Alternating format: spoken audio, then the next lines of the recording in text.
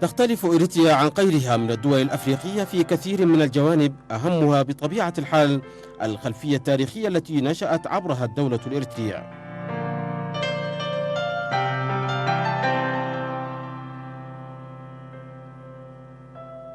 وبالرغم من أن القضية الإريترية هي قضية استعمارية، وكان ينبغي أن ينال الشعب الإريتري استقلاله كبقية الدول والشعوب الأفريقية عقب نهاية الحرب العالمية الثانية وتصفية الاستعمار الأوروبي من القارة الأفريقية في نهاية خمسينيات القرن الماضي، إلا أن صيرورة التاريخ اقتضت أن يصبح الشعب الإريتري ضحية مرة أخرى للاستعمار الجديد، وكأن 50 عاما من الاحتلال الإيطالي لإريتريا لم تكن كافية.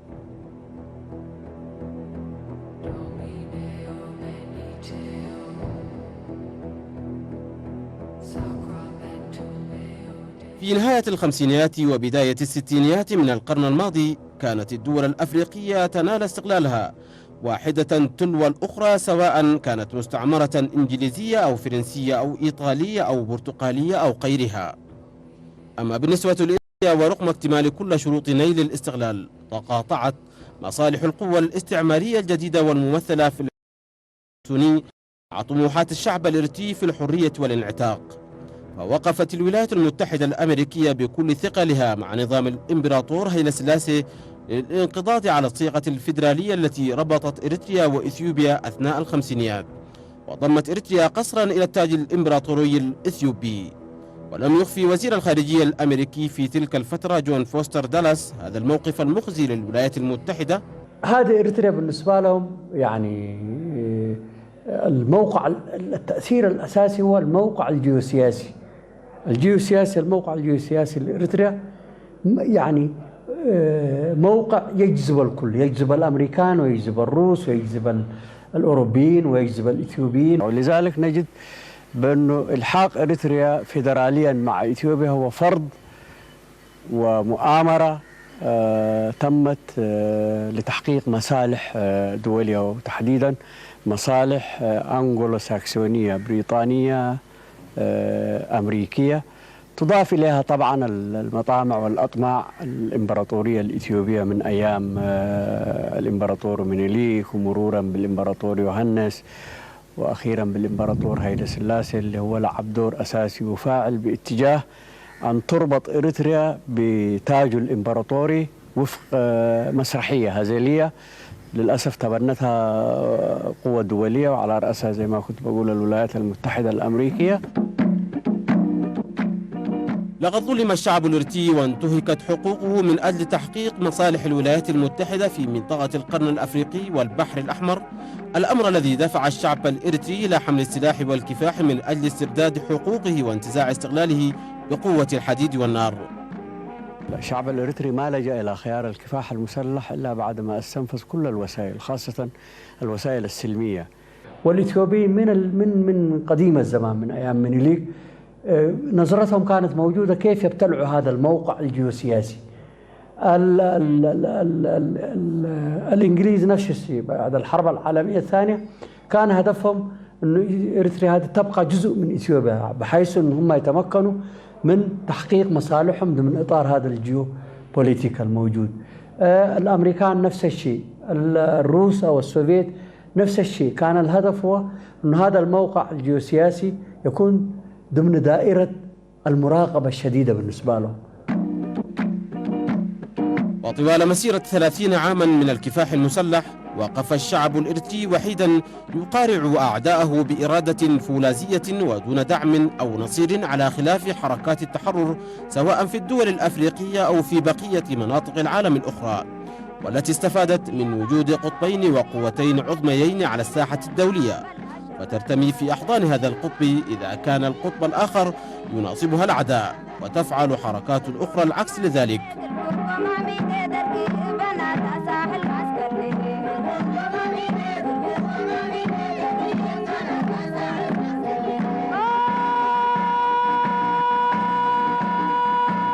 أما بالنسبة للثورة الإريترية فقد كان الأمر مختلفا تماما، حيث أن كلا المعسكرين الشرقي والغربي لم يجد مصلحته في دعم أو نصرة الثورة الإريترية، حيث سجل التاريخ على مدى مسيرة الكفاح المسلح الإريتري أن إحدى القوتين العظميين كانت تقف بكل ثقلها بجانب العدو الاستعماري الإثيوبي، بينما تقف القوى العظمى الأخرى موقف المتفرج أو التجاهل في أحسن الأحوال.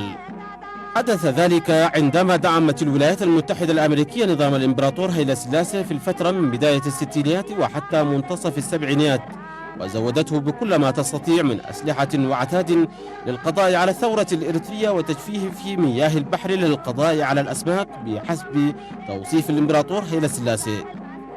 في ثورتنا شاهدنا ما في قوة ما دعمت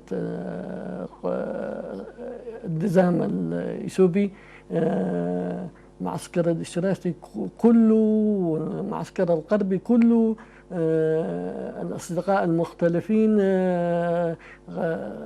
قد تخلوا عننا في فترات الشدة، لكن صمود الإنسان الإريتري كان فوق هذا كله، لذلك استطعنا أن نبني هذا الصرح ولا زلنا معولين على هذا القيم، على هذا الإنسان وعلى قيمه النبيلة لتحقيق الازدهار والتقدم.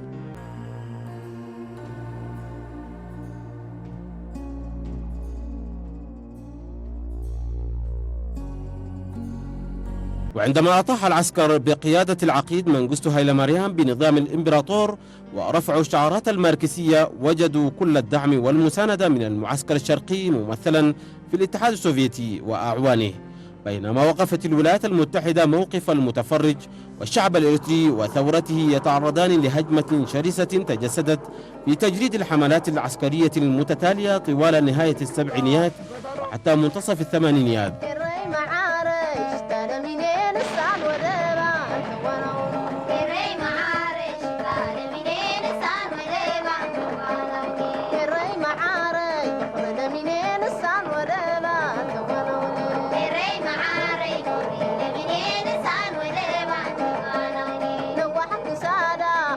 إنما كانت تملكه الثورة الإريترية من سلاح وعتاد مقابل ما كان يتلقاه العدو الإثيوبي من دعم عسكري لا يسوى شيئا، ومع ذلك كان الانتصار في نهاية المطاف لصالح الثورة الإريترية.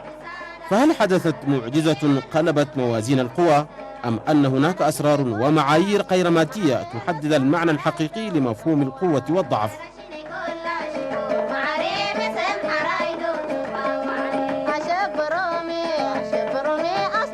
موازين القوة استطاع الإنسان الإريتري أن يتغلب عليها، لأنه بالدرجة الأولى هو اعتماد الثورة الإريترية على الإنسان، خلقت الإنسان اللي يتحلى بالقيم الثورية، لأنه الإنسان هو الأساس في الصراع هذا، لأنه مهما كانت ترسانة الأسلحة دون الإنسان الواعي ودون الإنسان المؤمن بأهداف قضيته لا تستطيع أن تفعل شيء.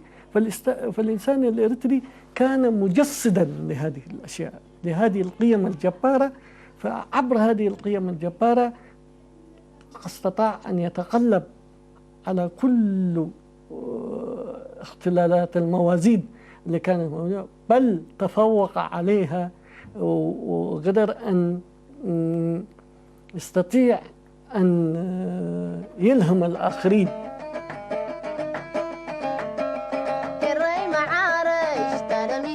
لقد أثبت الشعب الإريتري على خلاف الشعوب الأفريقية الأخرى إن قوة معدن الإنسان هو العنصر الحاسم في أي مواجهة أو صراع، ولا تسوى الترسانات العسكرية شيئا أمام قوة الإنسان.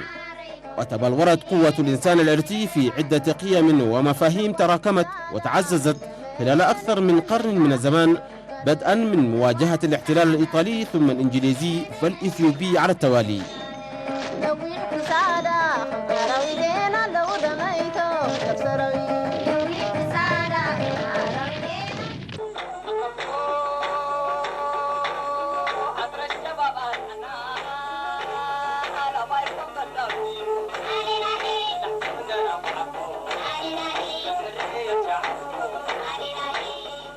الصمود هو سر البقاء، فلولا الصمود الأسطوري الذي أبداه الشعب الإريتري في مسيرته النضالية على مدى 30 عاما من الكفاح المسلح وعلى مدى 20 عاما من تحديات الاستقلال لما استطعنا اليوم أن نقف بارتكاز ونخطو بخطى راسخة نحو المستقبل الوضاء.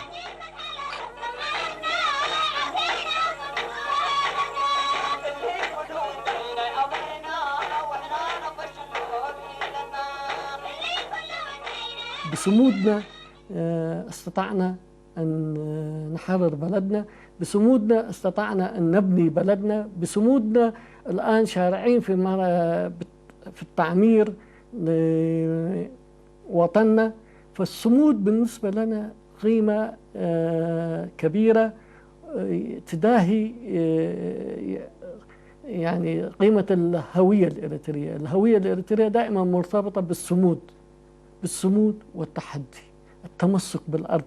الثورة الإريترية لم تنتصر إن لم تكن تحتفظ بأرضها. طول فترة نضالها كانت تنطلق من أراضيها، فكانت دائما تحرر الأرض والإنسان مع بعض. عبر هذا التحرير خلقت إنسان ذو قيمة، له مبادئ ومنطلقات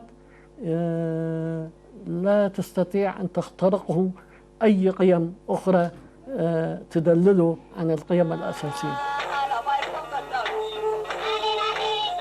وهناك علاقة وارتباط عضوي بين مفهوم الصمود ومفهوم الاستعداد للتضحية.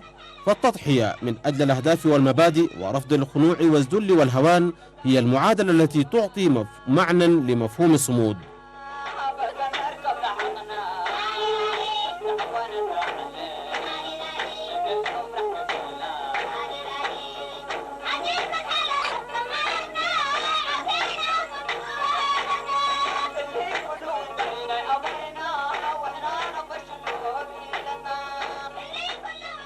ففي ساحات القتال أظهر الإنسان الإريتري شجاعة ورباطة جأش منقطعة النظير حتى كسب كل المواجهات التي فرضت عليه، ولم ترهبه الآلة العسكرية الفتاكة والأسلحة الحديثة، فاستعان بسلاح الإيمان بقضيته وقوة الإرادة وصلابة العزيمة، وقدم تضحيات واحدة تلو الأخرى حتى صنع الانتصار بالعرق والدم.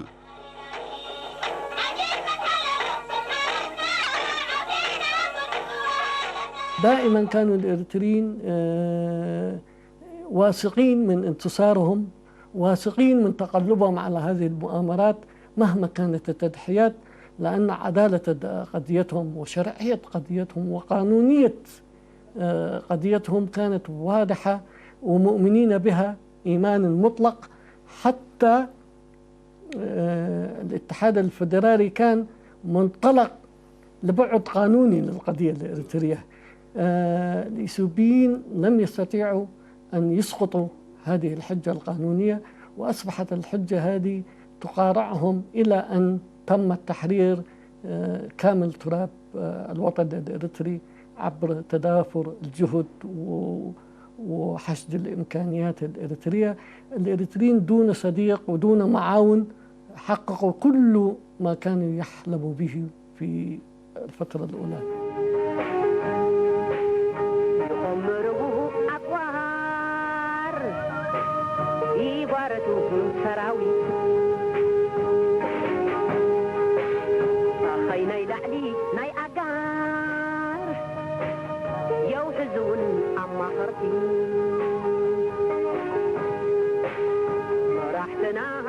ففي الحملة السادسة أو ما سميت بحملة النجم الأحمر عام 1982 راهن الكثيرون على وجود الثورة الإريترية واستمرارها، بل وشكك حتى أقرب الأصدقاء على قدرة المقاتل الإريتري في مواجهة ترسانة الدرق العسكرية.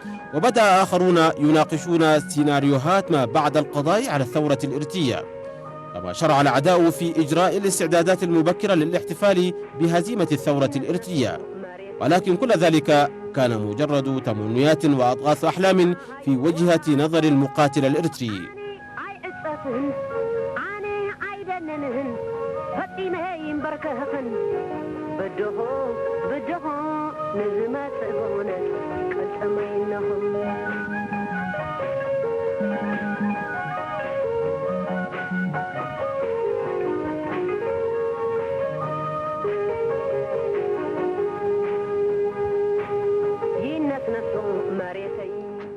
مرت عاصفة الحملة السادسة وتكسرت كل المحاولات العسكرية على صخرة صمود المقاتل الإريتري، وخرج الجيش الشعبي لتحرير إريتريا من تلك الحملة أكثر قوة ومنعة، بل وأكثر إيمانا بأن لا قوة تستطيع كسر شوكته طالما كانت عدالة القضية هي المعيار.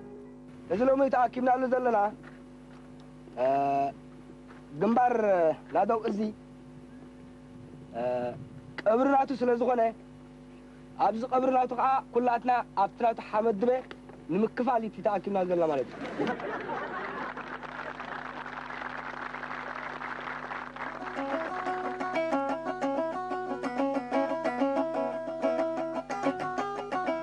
تتالت الحملات العسكرية بعد حملة النجم الأحمر، ولكنها لم تكن ذات مفعول يعول عليه كثيرا، حتى تغير ميزان القوة بشكل كامل لصالح الثورة الإريترية، وجاءت المبادرة لشن الهجوم الشامل على جيش العدو والانقضاض عليه مرة وإلى الأبد، فتحقق الاستقلال ورفرفت رايات الحرية فوق تراب الوطن في 24 من مايو عام 1991.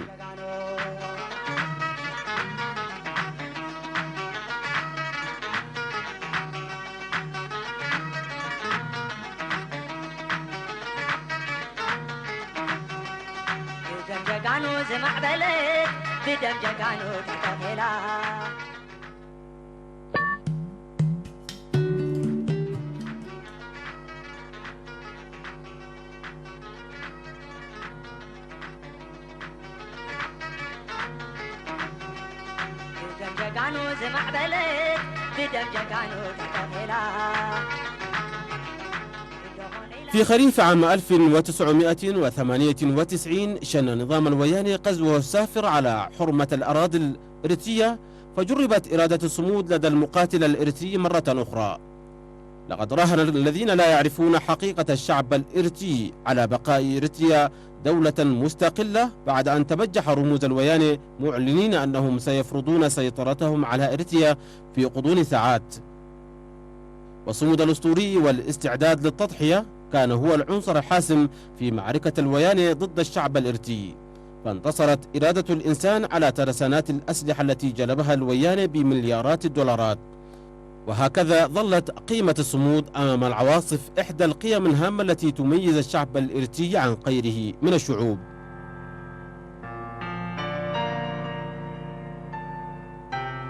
الاعتماد على الذات. إن فكرة الاعتماد على الذات في كل شيء، وإن بدت كفكرة جديدة أو مستحدثة، إلا أنها في الحقيقة ضاربة الجذور في ثقافة الشعب الإريتري. فالإنسان الإريتري ومنذ الأزل معروف بحب العمل والكد وبذل العرق والجهد من أجل تأمين لقمة العيش، وهو إنسان ينبذ التسول والاتكالية وانتظار مساعدة الغير.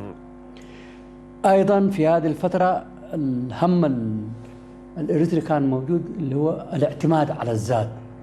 بدري طبعا الاعتماد على الذات من خلال الإمكانيات الخاصة، الإمكانيات الذاتية للجبهة الشعبية عبر التعاون مع الشعب، عبر الارتباط بالشعب، عبر الارتباط بالقطاعات الشعبية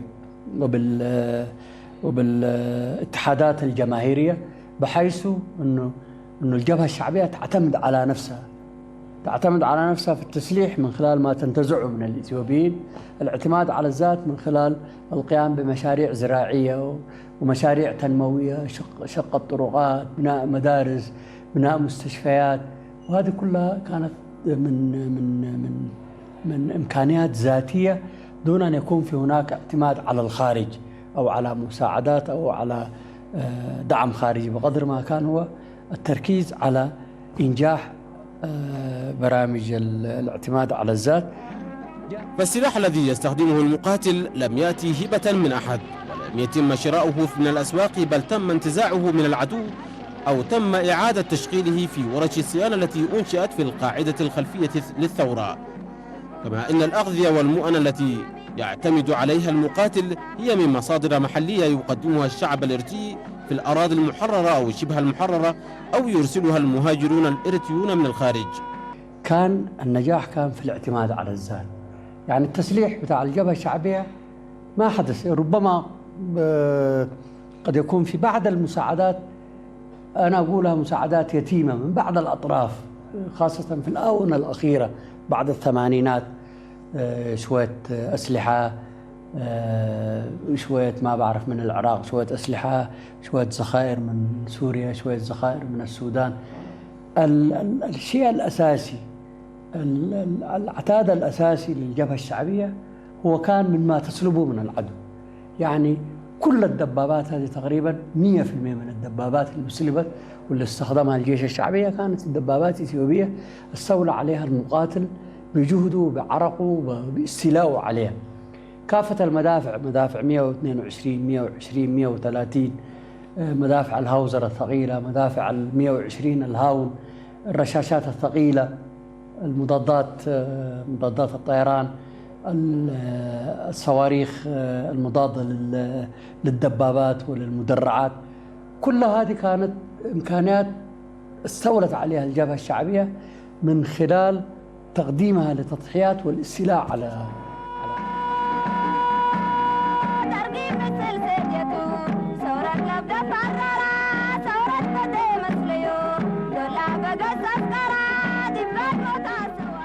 بالإضافة إلى ذلك أنشئت في القاعدة الخلفية للثورة العديد من المصانع التي توفر المتطلبات الأساسية للثورة، مثل مصنع الأحذية البلاستيكية ومصنع الأدوية ومصنع الفوط الصحية وغيرها من معامل وورش صناعية.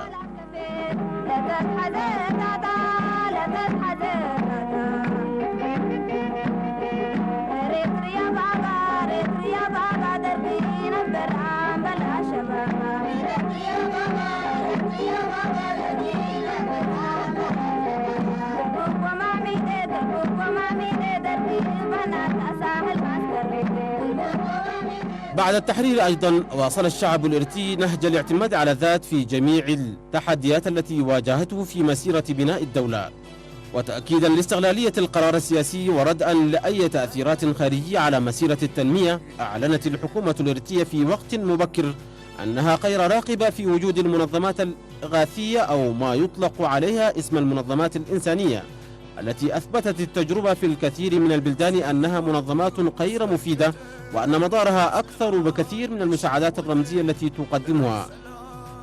ورغم أن الكثيرين عابوا على الحكومة الإريترية لتسرعها في التخلص من المنظمات الإنسانية، إلا أن تكشف ممارسات هذه المنظمات في بعض البلدان قد برهن بالدليل القاطع بأن الحكومة الإريترية قد استدركت المخاطر في وقت مبكر، وهي خطوة تحسد عليها اليوم.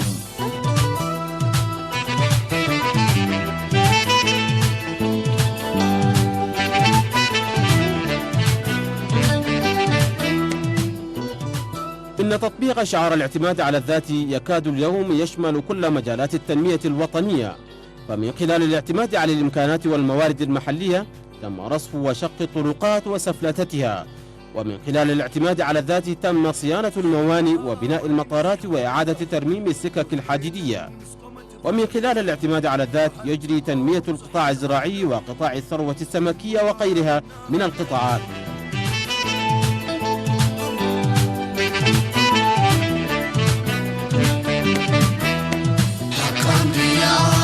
حقانديا زعالم بتمتكل كاخد قيم، حقانديا زعالم بتصنعت كاخد حمم، حقانديا لنا حندي رخيبة عبرت أزخطر آخرية تخنينو حق الفتح زمرر، حقانديا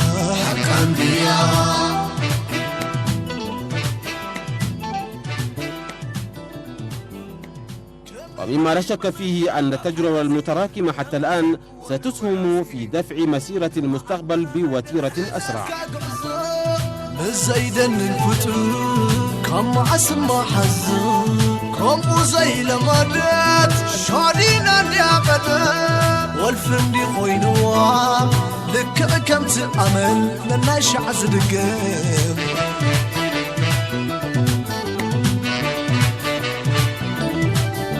سقرم ما يكون كما يلوخ قرم سحل نازل من إذن تعتبر إريتريا دولة رائدة في مجال الاعتماد على الذات لحل المعضلات السياسية والعسكرية ولمواجهة تحديات التنمية وإعادة البناء، وهي ميزة قلما تجد أو نجد نظيرا لها في بقية دول العالم.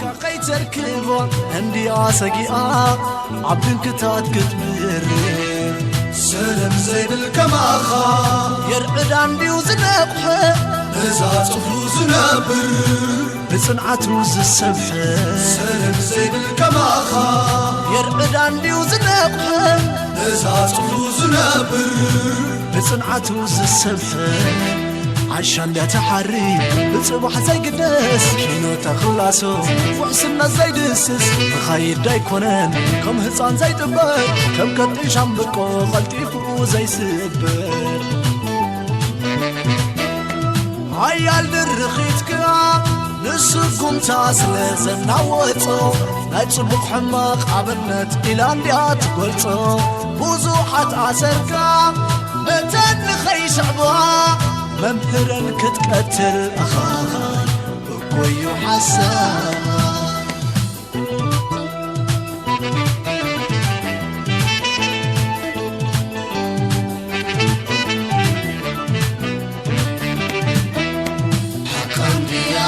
حق أنديا زعالم بتمتكل كاخلقية. في عالم اليوم قلما تجد شعبا متجانسا متحدا متعايشا كما هو الحال بالنسبة للشعب الإريتري. فعندما نلقي نظرة على الدول من حولنا نجد أمثلة كثيرة على التمزق العرقي والطائفي والإثني واللغوي وغيرها من عوامل التنافر والتباعد والتضاد. إن قدرة الإنسان الإريتري على التحمل والصبر والقبول بالآخر هو المضماك الأول في بناء صرح الوحدة والوئام بين أفراد المجتمع ككل. إن وحدة الشعب الإريتري ليست مجرد شعار نردده من أجل التباهي أو لمحاولة إخفاء مواطن الضعف في مجتمعنا، بل هي حقيقة جسدتها أحداث التاريخ القديم والحديث للأمة الإريترية.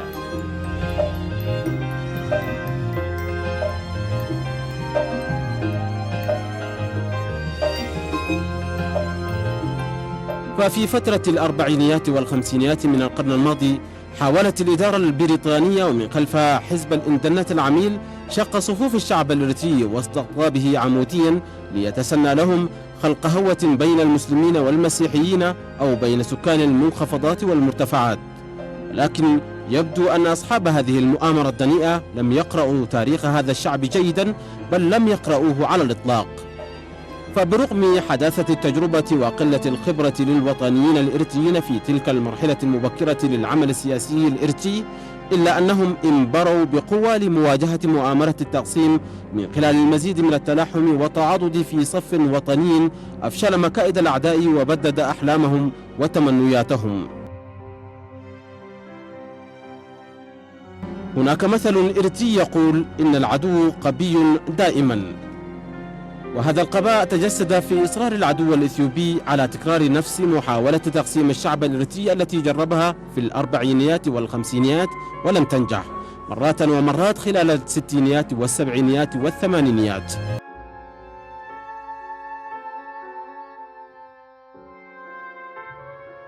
صحيح أن محاولات وخز الصف الوطني الإريتري من قبل العدو كان لها بعض الآثار السلبية على مسيرة تقدم الثورة الإريترية خاصة في مراحلها الأولى، إلا أن نسيج الوحدة كان أقوى من أن تقطع أوصاله محاولات يائسة كتلك التي قام بها نظامان الإمبراطور هيلي سلاسي والعقيد منغستو هايلي مريم، حيث استطاعت الثورة الإريترية أن تضمد جراحها وتنطلق في مسيرتها نحو إزالة الوجود الاستعماري من التراب الإريتري مرة وإلى الأبد، وهو الحلم الذي تجسد وأصبح حقيقة ماثلة في 24 من مايو عام 1991.